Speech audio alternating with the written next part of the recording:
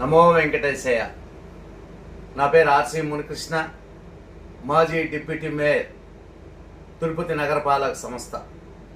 నిన్న తిరుపతిలో ఒక గంజాయి రెడ్డి, ఒక భూకబ్జాయి రెడ్డి, అభినయ్ రెడ్డి అనే వ్యక్తి, వైఎస్ఆర్ కాంగ్రెస్ పార్టీ వ్యక్తి నా మీద ఒక ఆరోపణ చేశాడు. నేను ఎంఆర్పల్లి శ్మశానంలో భూ అక్రమం చేశానని, అలాగే నా డిప్యూటీ మేయర్ కూడా అక్రమంగా చేశానని ఆరోపణ చేశాడు. నేను అభినయ్ రెడ్డిని ఒకటి అడుగుతున్నా, భూ కబ్జాల గురించి, ఎలక్షన్ల గురించి నువ్వు మాట్లాడకూడదు. నీకు మాట్లాడే అర్హత లేదు. ఈ రాష్ట్రంలోనే ఎవరు చేయనంత అరాచక ఎన్నికలు నువ్వు చేశావు. ఈ రాష్ట్రంలోనే ఎవరు చేస్తున్నారు ఎలక్షన్ ఎన్నికలు? కార్పొరేషన్ ఎన్నికలు కావచ్చు, ఎంపీ ఎన్నికలు కావచ్చు, ఎమ్మెల్సీ ఎన్నికలు కావచ్చు, కోఆపరేటివ్ బ్యాంక్ ఎన్నికలు కావచ్చు, ఏ ఎన్నికలు కూడా సక్రమంగా జరిపించిన వ్యక్తి నువ్వు. ఒక్క ఎలక్షన్ అయినా సక్రమంగా జరిపించారా? దౌర్జన్యాలతో, అరాచకాలతో మీ ఇష్టం వచ్చినట్టు పోలీసు వాళ్ళని పెట్టుకొని ఎన్నికలు జరిపించారు మీరు. మళ్ళా ఎన్నికల గురించి మాట్లాడుతున్నారు. మరి భూ కబ్జాల గురించి నువ్వు మాట్లాడుతున్నావు. అభినయ్ రెడ్డి ఎంఆర్పల్లిలో శ్మశానంలో నేను భూ కబ్జా చేసినానని చెప్తున్నావు. నువ్వు అది నిరూపించగలిగితే ఇది నా ఛాలెంజ్. అభినయ్ రెడ్డి, నువ్వు చేసిన ఛాలెంజ్ కాదు, నేను చేసే ఛాలెంజ్ స్వీకరించాలి. నువ్వు నేనే కానీ ఎంఆర్పల్లి శ్మశానంలో భూ కబ్జా చేసి ఉంటే అది నువ్వు నిరూపించాలి. నిరూపించిన పక్షంలో నేను నీ ఇంటికి వచ్చి టెంట్ వేసి ఇంట్లో ముందర కూర్చుంటా. నేను ఎంఆర్పల్లిలో కాదు, తిరుపతిలో ఎక్కడైనా సరే భూ కబ్జా చేసి నిరూపించగలిగితే ఛాలెంజ్. నేను కానీ మా తమ్ముళ్ళు కానీ ఎక్కడైనా ఒక అంకణం భూ కబ్జా చేసినట్టు నిరూపించాలి. పోతే నా ఎన్నిక గురించి మాట్లాడావు, డిప్యూటీ మేయర్కి ఎన్నిక అడ్డదొడ్డంగా అయినామనేసి. 26 ఓట్లు వచ్చాయి నాకు. ఎమ్మెల్యే గారిది నాది కలిపి మీ వాళ్ళు 24 మంది నాకు ఓట్లు వేశారు. అఫీషియల్గానే జాయింట్ కలెక్టర్, పోలీసు, మీడియా అంతల ముందరనే చేతులు ఎత్తి నన్ను డిప్యూటీ మేయర్గా ఎన్నుకున్నారు. క్రమబద్ధంగానే, రాజ్యాంగబద్ధంగానే జరిగింది ఎన్నికలు. నువ్వు ఏ వార్డులో కార్పొరేటర్గా పోటీ చేసి నీకు ఎక్కడ ఎలక్షన్ జరిగిందో చెప్పు అభినయ్ రెడ్డి. నువ్వు పదే అందరి మీద ఆరోపణలు చేయడం కాదు. కూటమి ప్రభుత్వం నాయకులు, తెలుగుదేశం నాయకులు ఇక్కడిక్కడ భూ కబ్జాలు చేశారని అరికత్త చదివినావే నిన్న. ఎన్నికల అక్రమంగా జరిగిన దాని గురించి, భూ కబ్జాల గురించి నువ్వు మాట్లాడుతున్నావు అభినయ్ రెడ్డి. తిరుపతిలో కార్పొరేషన్ ఎన్నికలు జరిపించినారు మీరే. ఎట్లా జరిపించినారో ఒకసారి చెప్పండి, ప్రజలందరికీ తెలుసు. తర్వాత ఎంపీ ఎలక్షన్ చేశారు. ఎంపీ ఎలక్షన్లకి పుంగునూరు, మదనపల్లి అక్కడి నుంచి బస్సులు దొడుకుని వచ్చారు జనాలు ఇక్కడికి. మీరు ఎందుకంటే తిరుపతి ప్రజలు మీకు ఏరు ఓట్లు డబ్బిచ్చిన ఏరని తెలుసు, జరిపించుకు ఓట్లు వేసినారు. ఎమ్మెల్సీ ఎలక్షన్ల ఎన్నికలకి అసలు ఓటకే ఉండదు. 4వ క్లాసు 3వ క్లాస్ చదివిన వాళ్ళకి చదవను తెలియదు, రాయను తెలియదు, వాళ్ళకి కూడా ఓటు ఎక్కిపించినారు మీరే. కోఆపరేటివ్ బ్యాంక్ ఎన్నికలు జరిపించినారయ్యా. ఎంత దౌర్జన్యం! కోఆపరేటివ్ బ్యాంక్ ఎన్నికలు మీరే గుర్తేసేది, మీరే వేసేసేది. ఒక్కొక్కరికి 32,000 ఓట్లు అంట. కోఆపరేటివ్ బ్యాంక్ అంటే ఒక పవిత్రం, లోకల్కి సంబంధించిన వాళ్ళకి. దాన్ని దౌర్జన్యం చేసి ఒక చైర్మన్ని, ఒక బినామీ, మీకు బినామీని అతను కూర్చోబెట్టినారు అక్కడ. ఇవన్నీ కూడా బయటకు వస్తాయి, వదలము. మీరు ఎన్నికల గురించి, భూ కబ్జాల గురించి అభినయ్ రెడ్డి మీరు మాట్లాడేది నాకు అర్హత లేదు. మరి నా ఎన్నిక గురించి మళ్ళీ మాట్లాడుతున్నారు మీరు. డిప్యూటీ మేయర్ నేను అక్రమంగా ఎన్నికైనానని. నా డిప్యూటీ మేయర్ ఎన్నికలు అఫీషియల్గానే, రాజ్యాంగానే ఎదుర్కొన్నా. నేను నా వార్డులో నాకు 126 ఓట్లు మెజార్టీ వచ్చినాయి. 35 డివిజన్లో నా తెలుగుదేశం పార్టీ నాయకులు, కార్యకర్తలు, అలాగే కూటమి నాయకులు అందరూ కలిసి కష్టపడి ప్రజలు నాకు ఓట్లేస్తే 120 ఓట్లతో నేను గెలిచా. నువ్వు ఏ వార్డులో ఎట్ట గెలిచినావు? నీ పైన ఓరు పోటీ చేసినావు నువ్వేం చేసినావు చెప్పు. ఎన్నికలు జరిపించావు, కార్పొరేషన్ ఎన్నికలు. ఇంత దౌర్జన్యం చేసినావా? ఎంత దౌర్జన్యం చేసినావా నువ్వు? ఎంప్లాయీస్ ఉంటే వాళ్ళు ఎవరు, ఇంట్లో వాళ్ళ ఎంప్లాయీస్ ఉంటే వాళ్ళు ఎవరు ఉంటే వాళ్ళ దగ్గర కిడ్నాప్ చేసి పోలీసుల ద్వారా పెట్టుకొని విత్డ్రా చేయించుకున్నావు.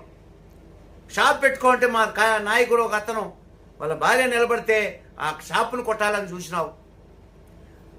ఇళ్లలో ఉద్యోగాలు చేసే వాళ్ళు దొరికిపోయి పెట్టుకొని వాళ్ళ భర్తలను విత్డ్రా చేయించుకున్నావు. నువ్వు ఎలక్షన్ గురించి మాట్లాడతావు, అవినీతి గురించి మాట్లాడతావు, భూ కబ్జాల గురించి మాట్లాడతావు. అవినీతి అంటే నీకు మీ ఫాదర్కి అసలు తిరుపతి గురించి, తిరుపతి శాంతి భద్రతల గురించి, పవిత్రత గురించి మీరు మాట్లాడే అర్హత లేదు. మీరు ఇంకోటి చెప్తున్నాను వినండి. నా మీద వచ్చిన ఆరోపణ, నేను భూ కబ్జా చేసిన ఆరోపణ నిరూపించాలి. నిరూపించలేని పరీక్షంలో నేను మీ ఇంటికాడికి వచ్చి టెంట్ వేసి కూర్చుంటాను, పద్మావతపురంలోనే కూర్చుంటాను. ఆరోపణలు చేసేటప్పుడు దానికి నిదానాలు ఉండాలి. కనుక్కో. నేను ఎక్కడ ఎంఆర్పల్లో ఒక అంకణం కానీ ఆ శ్మశానం అనేది ఏంది, దాని పరిస్థితి డీటెయిల్స్ కనుక్కొని రావాలి. నీ ఇష్టం వచ్చినట్టు ఏందో ఒక బుర్రకథ చదివేసి చదివేసి వెళ్ళిపోయేది కాదు. ఎన్నికల గురించి, తిరుపతి అక్రమాల గురించి నువ్వు మాట్లాడకూడదు. దానికి సూత్రధారే నువ్వు తిరుపతిలో భూ కబ్జాల్లో నెంబర్ 1 పాత్ర పోసావు.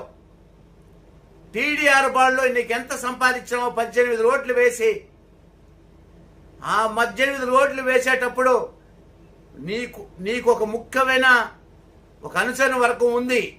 వాళ్ళకి తప్ప ఇంకెవ్వరికి ఆ మాస్టర్ ప్లాన్ రోడ్లు తెలియదు కూడా తెలియదు. అఫీషియల్కి తెలియదు, కమిషనర్కి తెలియదు, అప్పుడున్న మేయర్కి కూడా తెలియకుండా మీరే ప్లాన్ చేసి, మీరే పెట్టుబడి పెట్టి, మీరే చుట్టుపక్కల జాగాలు కొని మళ్ళీ రోడ్లు వేసి అక్కడ మళ్ళీ టీడీఆర్ బాండ్లు ఒక 5-6 మంది మీదనే ఇవన్నీ రిజిస్ట్రేషన్ అయి ఉన్నాయి. వాళ్ళే రిజిస్ట్రేషన్ చేసుకోవడం, వాళ్ళే టీడీఆర్ బాండ్లకి జాగాలు ఇవ్వడం, వాళ్ళే డబ్బులు సంపాదించడం. తిరుపతిలో శాంతి భద్రత లేకుండా చేసింది మీరు. మళ్ళీ మీరు మాట్లాడుతున్నారు. నువ్వు చెప్తున్నావు నేను రాజకీయ సన్యాసం పుచ్చుకుంటానంటున్నావు. నీకు ఏ పొద్దో ప్రజలు రాజకీయ సన్యాసం ఇచ్చేశారు. 63,000తో నిన్ను ఓడించి నువ్వు రాజకీయాలకు పనికిరావు అవినేరెడ్డి, నువ్వు ఇంట్లో కూర్చో అని ప్రజలు నీకు 63 ఓట్లతో 1000 ఓట్లతో ఓడించి ఇంట్లో కూర్చోబెట్టేసినారు. నువ్వు రాజకీయ సన్యాసం తీసుకోవాల్సిన వల్ల ప్రజలే ఇచ్చేశారు. మాస్టర్ ప్లాన్ రోడ్ వేసేటప్పుడు చుట్టుపక్కల జాగాలన్నీ కొనింది మీరు కాదని నువ్వు ఎక్కడ కొన్ని ఛాలెంజ్ అయ్యి, నేను చేయలేదు అనే సత్యం చేయి. వెంకటేశ్వర స్వామి దగ్గర అయినా సరే, కాణిపాకం దగ్గర అయినా సరే, నేను టీడీఆర్ బాండ్లలో కానీ 18 రోడ్లలో కానీ అవినీతి చేయలేదు, ఈ ఎన్నికలు కూడా సక్రమంగా జరిపించినాను అని సత్యం చేయాలి. అభినయ్ రెడ్డి ఎదుటోడి మీద చెప్పేటప్పుడు నేనేందో కూడా నువ్వు ఆలోచించాలి. నువ్వు ఎన్నికలు జరిపించినప్పుడు, ఎంపీ ఎలక్షన్ జరిపించినప్పుడు ఇంతమంది అధికారులయ్యా సస్పెండ్ అయినారు. మంచి అధికారులు సస్పెండ్ అయినారు. ఈ రోజు కూడా ఒక అధికారి సస్పెండ్ అయ్యి మీ ఇంటి చుట్టే తిరుగుతున్నాడు. మళ్ళీ మీరు ఎన్నికల గురించి మాట్లాడుతున్నారు. 100 కోట్లు ఖర్చు పెట్టి నువ్వు ఎమ్మెల్యేకి మొన్న ఎక్కడ తిరిగి ఆస్తి అంతా ఎలా సంపాదించినావు? 100 కోట్లు మీకు ఎట్లొచ్చింది? ఏం వ్యాపారం చేశారో చెప్పండి. మీ ఆస్తులు బయట పెట్టండి. మీ ఆస్తులు బయట పెట్టి మేము ఈ వ్యాపారం చేస్తే ఎంత వచ్చిందన్నారు. నువ్వు రాజకీయాలు చేయాలనుకుంటే సక్రంగా చెయ్యి. ఎదుటి వాడమని నేను చేసేటప్పుడు ఆలోచన చెయ్యి. ఏదో మీ వాళ్ళు ఏదో చెప్పిచ్చేసినారంటే దాన్ని చదివేది కాదు. ఈ మధ్యలో ఎక్కువ హైదరాబాద్లో రాజకీయాలు మనం చూసుకుంటున్నావు. మంచిది, ఇంక రావద్దు తిరుపతి రాజకీయాల్లోకి. నీకు ఇంక ప్రజలు ఓట్లు వేయరు, నీకు సన్యాసం ఇచ్చేశారు. దయచేసి నా మీద చేసిన ఆరోపాలు నిరూపించాలి. నేను ఎంఆర్పల్ భూ కబ్జా కానీ ఇంకెక్కడైనా భూ కబ్జాలు చేస్తున్నా కానీ నా డిప్యూటీ మేయర్ ఎన్నిక గురించి కూడా మాట్లాడావు నువ్వు. నా డిప్యూటీ మేయర్ ఎన్నికలు ఎలా జరిగిందో కూడా అందరికీ తెలుసు, తిరుపతి ప్రజలందరూ కూడా తెలుసు. దయచేసి చెప్తున్నాం, అవినయ్ రెడ్డి ఏదో జర్నలిస్టుల పేరుతో భూ కబ్జా చేసేస్తున్నారని తెలుగుదేశం నాయకుల మీద ఆరోపించడం మంచిది కాదు. నువ్వు దీన్ని పెట్టుకొని శాంతి భద్రతలు విఘాతం కలిగిస్తున్నావు. ఇది మంచిదైతే కాదు. విలేకరులే, జర్నలిస్టులే స్టేట్మెంట్ ఇచ్చారు. ఇది తెలుగుదేశం పార్టీ నాయకులకు సంబంధం లేదని వాళ్ళే స్టేట్మెంట్ ఇచ్చారు. అయినా నువ్వు దాన్ని ఎందుకో అంత రాద్ధాంతం చేస్తున్నారు. ఆ జాగా ఎవరితో, ఎవరు భూకబ్జాలు చేస్తున్నారో తొందరలో కూడా తెలుస్తుంది.